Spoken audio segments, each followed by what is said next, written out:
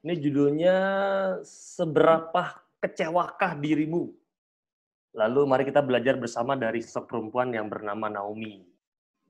Hari ini lalu yang menjadi fokus persoalan gini. Ada banyak cara, ada banyak alasan untuk kita tuh kecewa.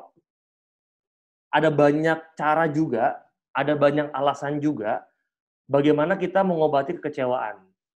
Dan semua itu tidak lepas dari yang namanya kematangan kepribadian seseorang dalam menjalani yang namanya hidup ini. Itu langkah pertamanya. Maka kalau temanya penyegaran rohani, hari ini saya akan membahas sedikit dulu dalam kerangka siapakah Naomi, lalu kita belajar dari pengalaman-pengalamannya. Itu pembukanya.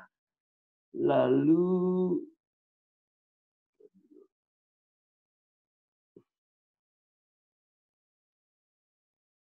cara next-nya gimana ya? Ini materinya akan ada 5. Yang pertama sejarah singkat, supaya lebih fokus. Lalu pengalaman gagal dari Naomi sendiri. Lalu yang ketiga pengalaman rahmat. Setelah pengalaman rahmat, lalu refleksi teladannya apa yang bisa kita ambil sebagai perempuan, walaupun juga ada father ya. Lalu yang ketiga refleksinya. Itu ya 5 bahasan hari ini. Lalu kita mulai pembelajarannya. Ini sejarah singkat, poin kedua pengalaman gagal, pengalaman rahmat, lalu ada teladan, lalu refleksi. Siapakah Naomi? Yang pertama sejarah singkatnya. Secara singkat, ketika Israel itu ada kelaparan, maka seorang wanita Israel bersama Naomi pindah ke negeri Moab bersama suami dan kedua anaknya. Belakangan, suami Naomi meninggal. Anak-anaknya menikahi wanita Moab, yaitu Ruth dan Orpa. Sayangnya, anak-anak Naomi juga meninggal. Sewaktu mendengar kelaparan sudah berakhir, Naomi kembali ke Israel. Jadi ada sebuah proses pergerakan dari negeri Moab lalu ke Israel kembali. Yang pertama dari Israel ke Moab, Moab ke Israel lagi. Ruth dan Orpa ikut dengannya. Ini kedua mantunya. Tapi di perjalanan Naomi berkata, kalian sudah jadi istri dan menantu yang baik. Aku mau kalian menikah lagi. Pulanglah ke Moab. Lalu kedua wanita itu berkata, kami sayang ibu. Kami tidak mau tinggalkan ibu. Tapi Naomi tetap menyuruh mereka pulang. Akhirnya Orpa pulang. Tapi Ruth tetap bersama Naomi. Jadi satu menantunya pulang, satu menantu yang lain ikut bersama Naomi. Maka Naomi berkata, Orpa sudah pulang ke bangsa dan Allah kalian. Ikutlah dengannya. Tapi Ruth berkata, aku tidak akan tinggalkan ibu. Bangsa ibu akan jadi bangsaku. Dan Allah ibu akan jadi Allahku. Ini ada sebuah proses pergerakan ya. Dari Moab yang bangsa asing, lalu Naomi mulai bergerak dengan mengatakan statement berimannya, bangsa akan menjadi bangsanya, Allah ibu menjadi Allahku. Lalu ini berubah pergerakan. Kita akan lihat nanti. Lalu Ruth dan Naomi sampai ke Israel saat panen barley dimulai. Barley itu bahasa gampangnya dalam bahasa Indonesia itu gandum. Supaya nggak ada pertanyaan nanti ya. Lalu Ruth itu mengumpulkan sisa-sisa panenan dari ladang Boas, anak Rahab. Ketika Boas mendengar bahwa Ruth itu wanita Moab yang setia kepada Naomi, jadi Boas menyuruh pekerjanya menyiksakan lebih banyak barley di ladang untuk Ruth. Ada sebuah proses kebaikan di situ. Malamnya, Naomi bertanya kepada Ruth, hari ini kamu kerja di ladang siapa? Ruth menjawab, di ladang Boas. Lalu Naomi berkata, Boas itu keluarga suamiku. Teruslah bekerja di ladangnya bersama gadis-gadis lain. Kamu aman di sana. Ada sebuah proses bahwa Naomi sebagai ibu mertua tetap memperhatikan keselamatan dan kebaikan dari Ruth, menantunya. Ruth bekerja di ladang Boas sampai panen berakhir. Boas melihat bahwa Ruth rajin dan sangat baik. Nah, di zaman itu, Kalau seorang pria mati dan tidak punya anak laki-laki, saudaranya akan menikahi istri pria itu. Ini budayanya. Maka jadi Boas itu menikahi Rut. Mereka punya anak bernama Obed yang akan menjadi kakek Raja Daud. Teman-teman Naomi sangat senang. Mereka berkata, awalnya Yehuwa atau Yahweh memberi kamu Rut yang baik sekali kepadamu. Sekarang kamu punya cucu, terpujilah Yehuwa. Ada sebuah proses pemerenungan yang baik lagi dari orang-orang yang kenal dengan Naomi. Sudah mulai merefleksikan bahwa ada Allah yang hadir di situ bersama Naomi. Maka ada kata, terpujilah Yahweh. Lalu kita masuk dalam pengalaman gagal. Nah ini apa? Kegagalan Naomi dimulai ketika keluarganya yang dipimpin suaminya Elimelek pergi meninggalkan tanah Israel menuju daerah Moab untuk menetap di sana sebagai orang asing. Alasannya adalah kelaparan di tanah Israel. Dan keputusan Elimelek dan Naomi ini bertentangan dengan yang tertulis dalam Mazmur 37 ayat 3. Diamlah di negeri dan berlakulah setia. Umat Israel diharapkan tetap setia, tinggal di tanah perjanjian. Apapun yang terjadi di sana. Maka meninggalkan tanah perjanjian berarti meninggalkan perjanjian yang ada antara Allah Israel dan umatnya. Dan ini fatal. Tetapi keputusan Elimelek dan Naomi ini kelihatannya biasa saja. Sebagaimana suatu keluarga pindah ke tempat lain untuk mencari kehidupan yang lebih baik. Tetapi sesungguhnya keputusan ini membatalkan perjanjian Allah dengan mereka. Apa akibatnya? Sebagai bentuk disiplin Tuhan pada keluarga ini, Elimelek dan kedua anaknya laki-laki meninggal tanpa memiliki keturunan. Pengalaman gagalnya. Maka bagi umat Israel, jika seseorang tidak memiliki keturunan, berarti ini fatal nih. Nama orang itu terputus. Dan ini berarti identitasnya sebagai umat pilihan Tuhan lenyap. Identitasnya lenyap. Itu sebabnya bagi umat Israel berlaku yang namanya hukum penebusan. Nanti dicek dalam Imamat 25. Agar jangan ada seorang yang lenyap identitasnya sebagai umat Tuhan. Yaitu agar namanya dapat ditegakkan di atas milik pusakanya. Ada sebuah gerak penebusan antara lenyap lalu ditebus kembali. Jadi, ketika Naomi kehilangan suami dan kedua anaknya laki-laki tanpa adanya keturunan, maka sebagai istri Naomi telah gagal karena tidak dapat menegakkan nama keluarga. Maka hati-hati di sini untuk menentukan sebuah sikap bahwa sebagai pribadi yang sudah berkeluarga, maka sebenarnya hidupnya bukan cuma sekedar menghidupi nama pribadi, tetapi di dalamnya juga keluarga mengambil bagian dalam kehidupannya. Nah, lalu saya menemukan pengalaman Rahmat.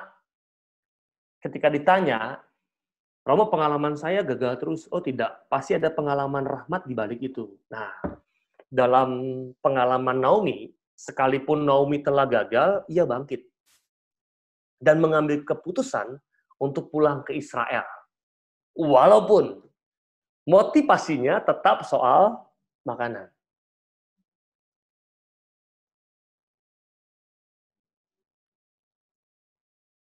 Ibu-ibu yang terkasih, dalam semua proses apapun, motivasi awal itu tidak ada yang salah. Tetapi yang salah adalah ketika motivasi awal yang jelek tidak dimurnikan. Maka Tuhan mengatakan, dan Tuhan menghargai keputusan ini, dan memberikan keberhasilan kepada Naomi. Melalui Ruth, pengalaman Rahmat yang kedua, menantunya, dan juga Boas, sanak saudaranya, sanak saudara suaminya. Maka Naomi memperoleh anak laki-laki yang ternyata di situ rahmatnya adalah menegakkan nama keluarganya. Bukan hanya menegakkan nama keluarganya, tetapi anak laki-laki Naomi ini adalah kakek dari Raja Daud. Ini yang menjadi sebuah hal yang menarik. Ternyata anak yang pada akhirnya menegakkan nama keluarga dari Elimelek dan Naomi, itu juga anak yang pada akhirnya dipakai oleh Allah menjadi seorang ayah dari sesuatu yang besar dalam perjanjian lama. Dari yang gagal dan rahmat. Keberhasilan Naomi ini juga disebabkan, ini penting untuk ibu-ibu, dapat membangun hubungan yang baik dengan menantunya. Saya nggak tahu hari ini yang hadir itu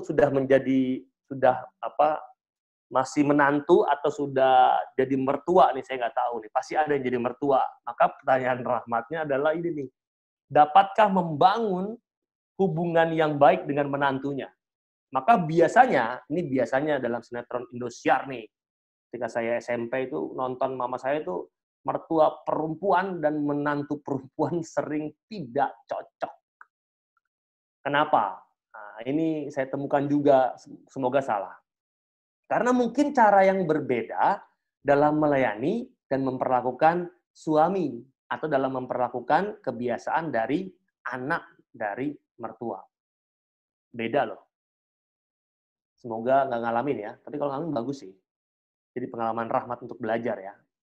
Untuk nanti jadi mertua yang baik, saya. Gitu ya. Tetapi Naomi dapat membangun hubungan sedemikian sehingga menantunya dapat berkata, ini pengalaman rahmat yang luar biasa yang ketiga.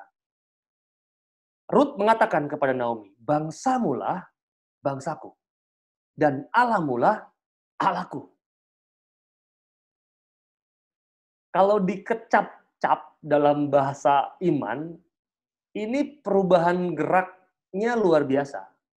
Bukan perubahan dalam kerangka bangsa, tetapi perubahan dalam kerangka kepercayaan. Dan tidak mudah untuk mengalami perubahan zaman itu dan zaman sekarang.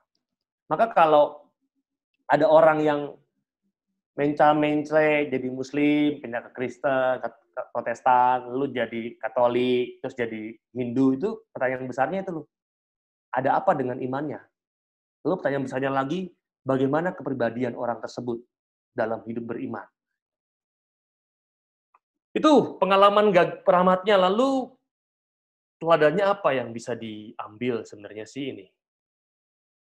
Keberhasilan dan kegagalan Naomi ini dapat menjadi pembelajaran bagi para istri Kristen. Ibu-ibu kalau saya sebut Kristen tuh bukan Protestan ya, tapi kalau Kristen itu adalah orang-orang yang percaya kepada Kristus, maka disebut Kristen. Maka ada Kristen Protestan, ada Kristen Katolik. Kegagalan Naomi ini tampaknya karena ia agak terfokus pada soal makanan jasmani. Jadi perut dan sesuatu yang physically belaka. Tetapi, di dalam kegagalannya, Naomi tidak menjadi putus asa.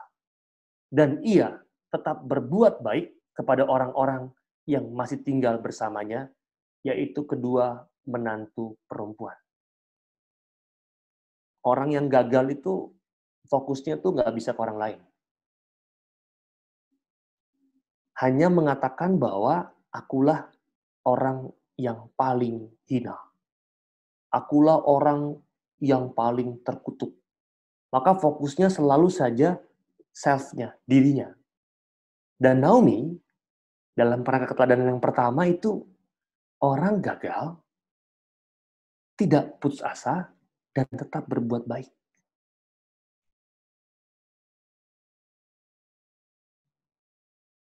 Bisa nggak tuh?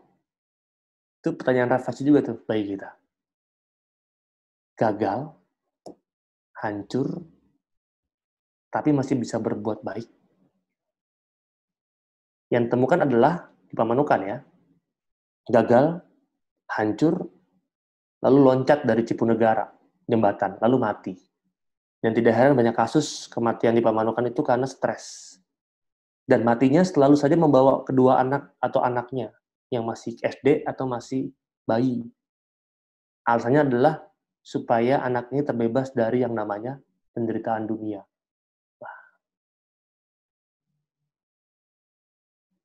Itu kurang lebih.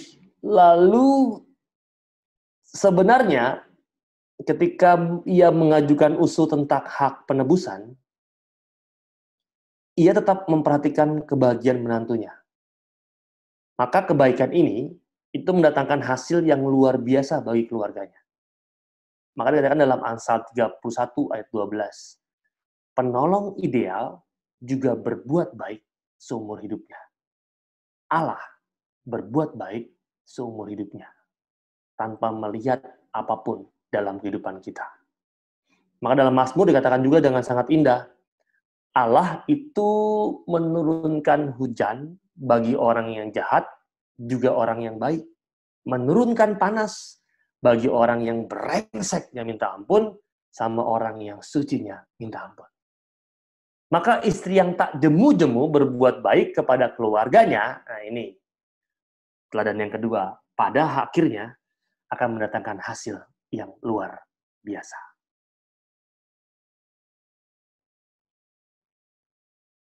Bisa berbuat baik nggak ya, ibu-ibu yang di sini?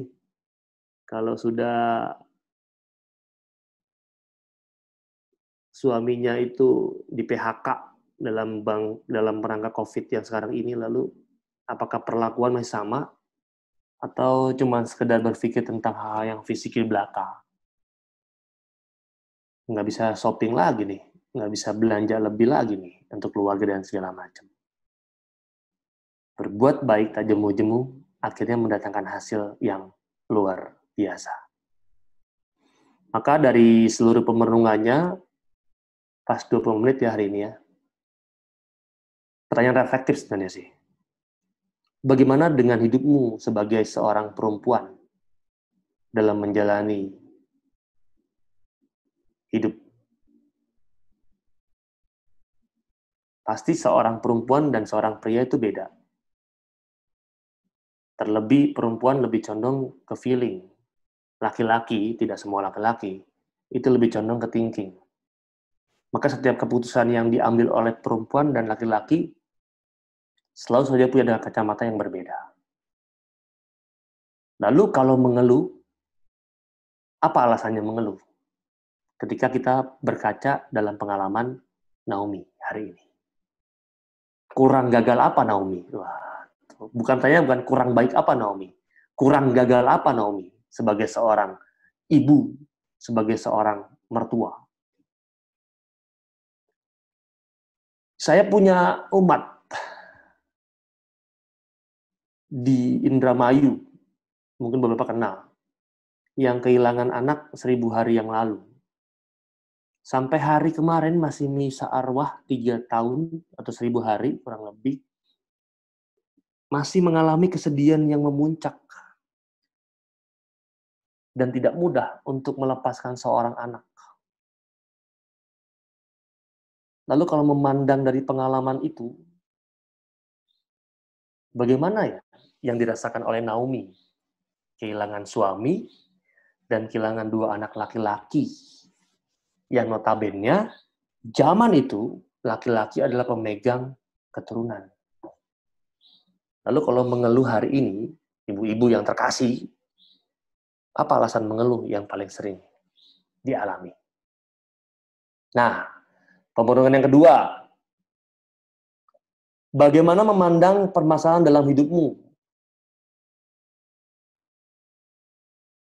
Bagaimana menyelesaikannya kalau sudah pernah menyelesaikan?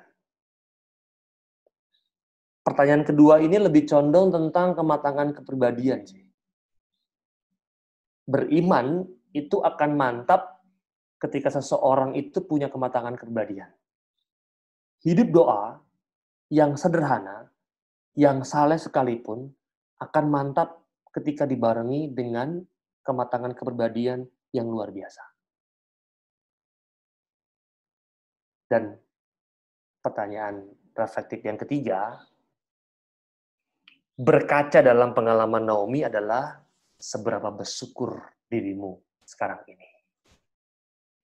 Ingat, pengalaman bersyukur itu obat dari semuanya. Maka dalam statement yang pertama tadi, dalam judul, ada banyak alasan kita untuk kecewa, tapi juga ada banyak alasan kita untuk bersyukur. Maka pengalaman Naomi hari ini yang saya bagikan dalam kerangka yang sangat sederhana, semoga dapat membantu ibu-ibu untuk juga mengolah hidup lebih dalam. Tidak pernah Tuhan memberikan sesuatu yang lebih dari kemampuan kita. Bukan teori. Pengalaman saya itu pengalaman yang mau menandaskan hal yang saya ungkapkan ini.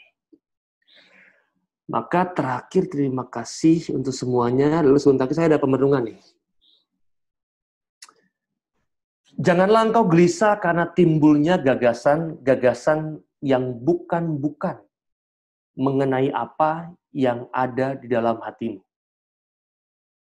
Teguhkanlah pada apa yang kamu putuskan sendiri dan arahkanlah selalu perhatianmu kepada Tuhan.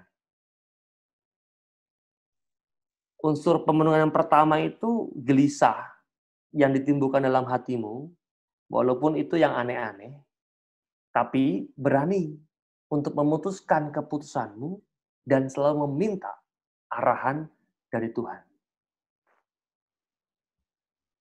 Dalam kerangka hidupku, aku seperti ini apa tidak?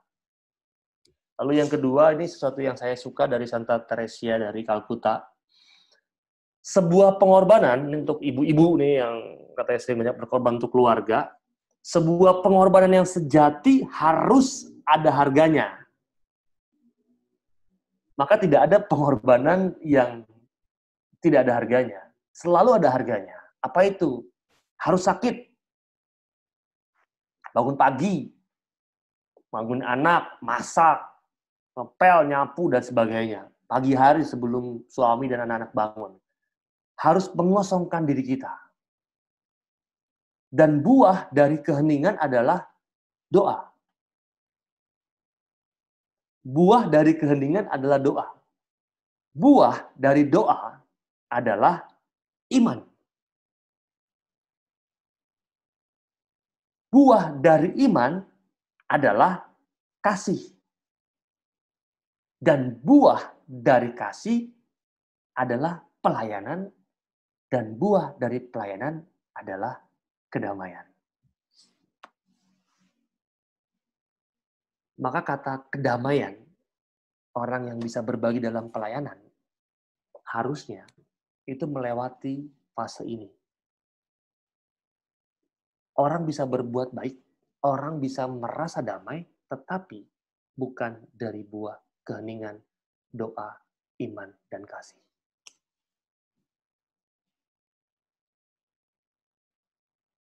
Terima kasih.